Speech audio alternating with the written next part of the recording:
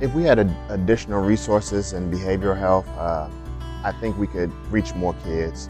We can do more with clinicians across the spectrum. Sometimes we're limited in the resources that we have, in that, some kids won't just sit for a 45, 50-minute counseling session. So you need to be able to, whip out some play therapy. You need to be able to go somewhere. You need a particular room. A therapy room would be great. There's a lot of different things that would be essential to helping kids. In the summertime, school-based clinicians specifically turn into home-based clinicians. During the school year, we're in that school Monday through Friday. But then as soon as summer hits, we are expected to be home-based clinicians. And for the majority, that can be a difficult transition because that kid is used to seeing you in a structure like a school where there's meals provided, there's cleanliness, there's structure. Then you're going to 3 months over the summer where there's no structure maybe.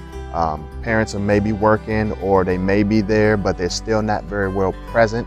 So sometimes, it would be great if school-based had their own particular building or their own particular, part of a hospital or agency where kids can come and visit them at that particular site and you can provide programming. Then you can see maybe group therapy happen. You can see individual therapy at a more maybe intensive rate. It would just be awesome if we actually had our own building to be able to have kids come in during the summer months, because it presents a challenge trying to go in that environment over the summer and do your therapy and do work with the kid, especially because I would say the majority of the kids that we see are from a low income area, and most of the neighborhoods are run down and dilapidated, and there's vacant houses. So it's just not the most encouraging environment. A school-based clinician can say, well, you can do it.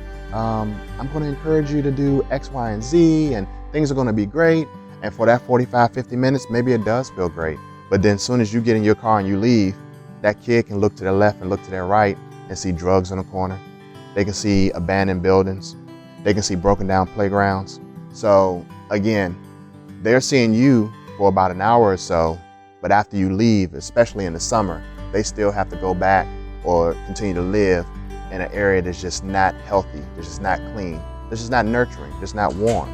So again, being able to assist the kids the best way we can is sometimes limited, but if we had more resources, I'm sure we can do a better job of the things that we're doing. Sorry, that was a long rant.